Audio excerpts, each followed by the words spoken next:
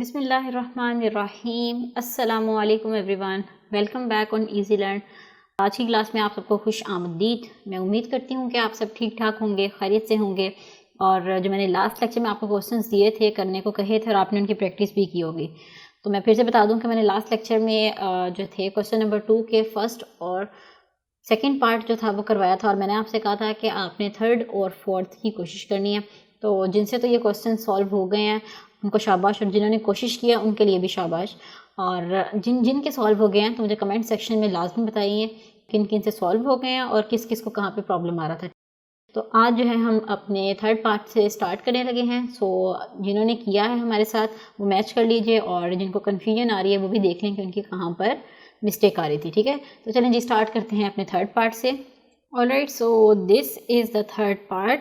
तो करना हमें क्या है कि ये दो फैक्टर्स हैं, तो इन दोनों फैक्टर्स की हम अलग अलग वैल्यू निकालेंगे और फिर उनको यहाँ पर पुट कर देंगे, यानी कि उनको आपस में सब्ट्रैक्ट कर देंगे, और वो अलग अलग जो वैल्यूज़ निकालनी है फैक्टर्स की वो निकालेंगे by the help of this value of x। तो सबसे पहला काम जो हम करने वाले हैं यहाँ पर वो ये है कि इसको हम नेम दे देते हैं इक्वेशन नंबर 1 का।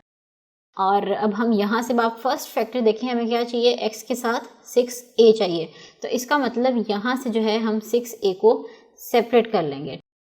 तो कैसे होगा, 6a 6 2s are 12 होता है और 2b बच गया यहाँ पर, और डिवाइडेड बाय क्या था, a माइनस बी। सो ये एज इट इज़ है, मैंने कुछ भी नहीं किया, जस्ट मैंने क्या किया, 12 के फैक्टर्स बनाए हैं 6 और 2, क्योंकि 6 2s are क्या होता है 12, और 6 को मैंने लिख दिया a के साथ, क्योंकि यहाँ से जो है मुझे 6a को सेपरेट करना था, क्योंकि मुझे अपना ये वाला फैक्टर बनाना है। ठीक है, तो अब यहाँ से 6 को a के नीचे 6a को इस साइड पर ले आते हैं, तो ये आ जाएगा मेरे पास 2b over a minus B. तो अब हमने यहाँ पर जो है कंपोनेंडो डिविडेंडो थ्योरम अप्लाई करना है। तो मैं आपको बार बार कह रही हूँ कि आपने यहाँ पर जो है वो मेंशन करना है कि by applying componendo dividendo theorem.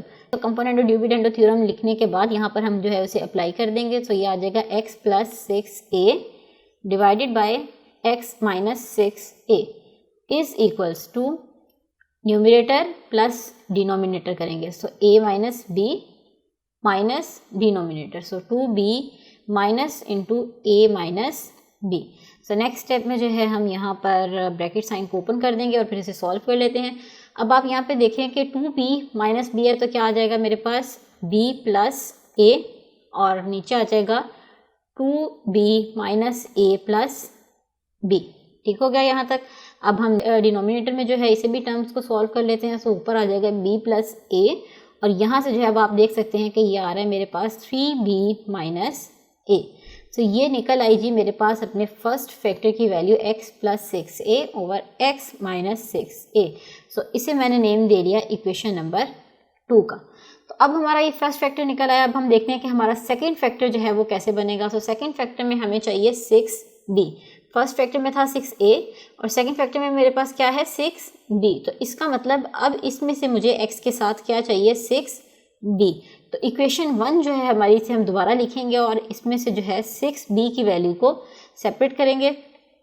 So equation 1 किसके इक्वल है, x is equals to 12ab divided by a minus b। तो x के साथ अब मुझे क्या चाहिए था 6b।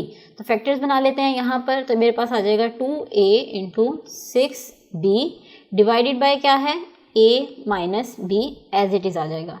तो अब जो है हमें 6b चाहिए था, तो 6b को हम सेपरेट कर लेते हैं। तो ये आ जाएगा x over 6b is equals to 2a over a minus b। ठीक हो गया यहाँ तक। अब आपने यहाँ पे अगेन मेंशन करना है कि by using componendo dividendo theorem. तो जहाँ जहाँ पर अब मैं ये डॉट्स लगा रही हूँ तो इसका मतलब ये है कि वहाँ पर आपने मेंशन करना है कि you have to apply componendo dividendo theorem. ठीक है, तो मैं यहाँ पे डायरेक्ट अप्लाई कर रही हूँ। सो ये आ जाएगा ऊपर sum x plus 6b divided by x minus 6b is equals to 2a plus a minus b, ऊपर एडिशन की और नीचे हम क्या कर देंगे subtraction. So 2a minus a plus b। तो अब हम इसे सॉल्व कर लेते हैं। तो आप देख सकते हैं 2a प्लस a क्या आ गया 3a minus b divided by क्या आ गया मेरे पास 2a माइनस a, यानी कि a प्लस b। और हमने यहाँ पर इसे नेम दे दिया इक्वेशन 3 का, और ये वैल्यू किसकी थी, x plus 6b divided by x minus 6b की। तो ये हमारे पास इक्वेशन 3 भी आ गई। तो अब आप देखें कि जो फैक्टर्स हमने निकाले हैं उनकी वैल्यूज़ निकल आई हैं हमारे पास या नहीं। तो जो हमने अभी फैक्टर निकाला है इक्वेशन 3 वाला वो तो यही है x plus 6b over x minus 6b। लेकिन अगर आप दूसरे फैक्टर को देखें तो नॉर्मली यहाँ पर ऊपर होता है प्लस, जिस तरह के यहाँ पर आ रहा है, लेकिन यहाँ पर जो है x माइनस 6 से ऊपर है, सो x प्लस 6 से जो है वो नीचे है। तो हम चलते हैं अपनी इक्वेशन 2 की तरफ जो कि ये वाली थी। तो हमें जो चाहिए है वो x माइनस 6a ऊपर चाहिए और x प्लस 6a जो है वो नीचे चाहिए, ठीक है। तो यहाँ पर हम एक और स्टेप करेंगे और वो स्टेप क्या होगा, यहाँ पर मैं अप्लाई करने वाले एक और स्टेप जो कि है इन्वर्टेंडो, क्योंकि मुझे ये चीज़ नीचे चाहिए और ये वाली जो टर्म है ये ऊपर चाहिए। तो बेसिकली मैं जो है इन्वर्टेंडो थ्योरम यहाँ पर अप्लाई कर दूंगी ताकि जो है मेरे पास वैल्यू रिवर्स होके आ गए, ठीक है। So apply invertendo theorem, invertendo theorem. तो जब इक्वेशन 2 पे हमने इन्वर्टेंडो थ्योरम लगाया तो मेरे पास जो जगह हैं वो क्या हो जाएंगी, रिप्लेस। तो x माइनस 6a जो है वो ऊपर आ जाएगा और x प्लस 6a जो है वो नीचे आ जाएगा। इसी तरीके से जो ये वाली टर्म्स हैं ये भी रिवर्स हो जाएगी इनकी जगह। तो क्या आ जाएगा, 3b माइनस a ऊपर आ जाएगा और b प्लस a जो है वो नीचे आ जाएगा, और इसे हमने नेम दे लिया इक्वेशन नंबर 4 का। तो ये था जी वो फैक्टर जिसकी हमें वैल्यू चाहिए थी। सो ये आपने केयरफुली देखना है। नॉर्मली हम ऐसे सॉल्व करते हैं, लेकिन क्वेश्चन में जो हमें फैक्टर की वैल्यू चाहिए वो x minus 6a over x plus 6a है। सो हम जो है वो यहाँ पर इन्वर्टेंडो थ्योरम अप्लाई करेंगे और अपनी फैक्टर की वैल्यू निकालेंगे। सो अब आता है जी हमारा लास्ट स्टेप, और लास्ट स्टेप क्या है कि जब हमने दोनों फैक्टर्स की वैल्यूज़ निकाल ली तो हम जो है इन्हें यहाँ पर अप्लाई कर देंगे या पुट कर देंगे। सो बाय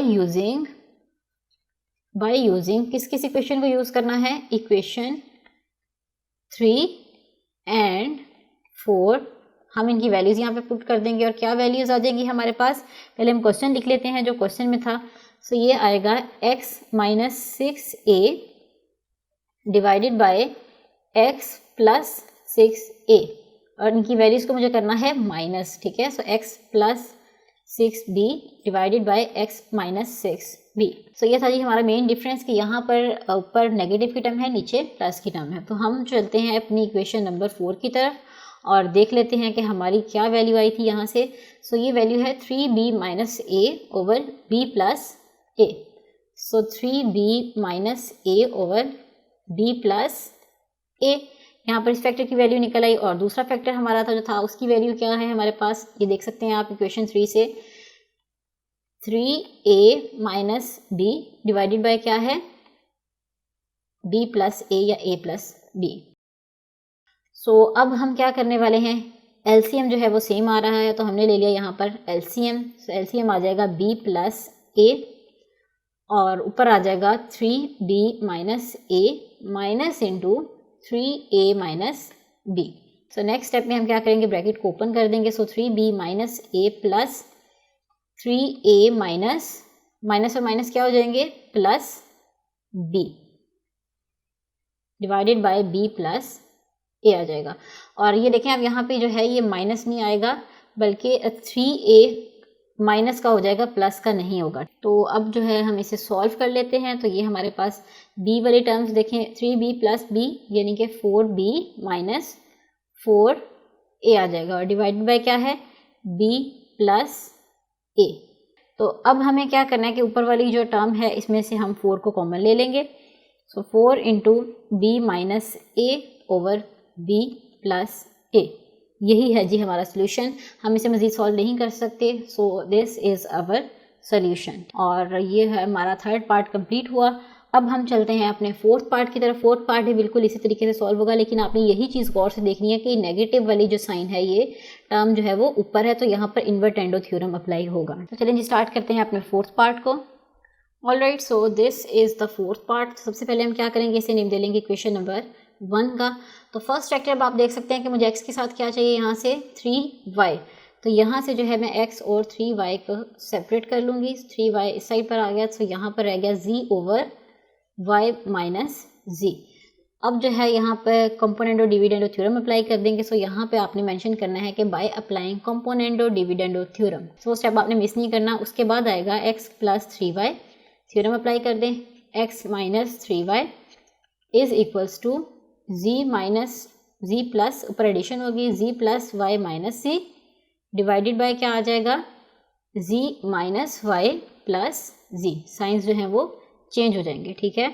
सो इस स्टेप में अब आप देख सकते हैं कि ये z और ये z कैंसिल हो जाएंगे। सो ये आ जाएगा मेरे पास y/2z - y, और ये किसके इक्वल आ रहा है, x + 3y divided by x - 3y के। लेकिन अगर आप क्वेश्चन में देखें तो जिस फैक्टर की हमें वैल्यू चाहिए दैट शुड बी नेगेटिव ऊपर होना चाहिए उसका, मतलब नेगेटिव वाली टर्म ऊपर होनी चाहिए। सो मतलब हमें इसे क्या करना है, इन्वर्ट करवा देना है। तो यहाँ पर जो है हम एक और थ्योरम अप्लाई कर देंगे और उसका नाम है इन्वर्टेंडो थ्योरम। तो यहाँ पर मेंशन कर देंगे अप्लाइंग इन्वर्टेंडो थ्योरम। तो क्या हो जाएगा, इनकी जगह जो है वो रिप्लेस हो जाएंगी, ये टर्म ऊपर चली जाएगी और ये वाली नीचे आ जाएगी। सी हो जाएगा x - 3y divided by x + 3y is equals to, दूसरी साइड भी उलट जाएगी। सो ये आ जाएगा 2z - y डिवाइडेड बाय क्या हो जाएगा, y। सो इसे हमने नेम दे दिया इक्वेशन नंबर 2 का। तो ये अब हमारे पास फर्स्ट फैक्टर की वैल्यू निकल चुकी है। इसी तरीके से अब जो है हम इक्वेशन 1 को यूज़ करते हुए सेकंड फैक्टर को निकालेंगे। तो सेकंड फैक्टर पे जो मुझे वैल्यू चाहिए x के साथ क्या चाहिए, 3z। तो इसका मतलब इक्वेशन 1 में से जो है मैं 3 और z को अब सेपरेट कर लूँगी। सो नीचे हम एक दफ़ा इक्वेशन 1 मेंशन कर देते हैं और फिर वहाँ से जो है हम वैल्यू निकाल लेंगे। So x is equals to 3yz divided by क्या था, y - z। सो अब मुझे क्या करना है कि यहाँ से जो है 3z को सेपरेट करना है। सो x ओवर क्या आ जाएगा, 3z को मैंने सेपरेट कर लिया। सो यहाँ पे क्या बच गया, 3 भी निकल गया, z भी निकल गया। सो ये आ जाएगा y ओवर y - z।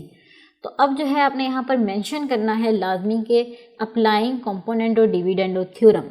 सो मैं यहाँ पर जो है वो थ्योरम अप्लाई कर रही हूँ। सो ये आ जाएगा x + 3z divided by x - 3z is equals to y + y - z divided by y - y + z। तो नेक्स्ट स्टेप में इसे हम सॉल्व कर लेते हैं, सिंप्लीफाई कर लेते हैं। तो ये आ जाएगा 2y - z डिवाइडेड बाय क्या आ जाएगा, y - y कैंसिल हो जाएंगे। तो यहाँ से जो है मेरे पास z बच जाएगा।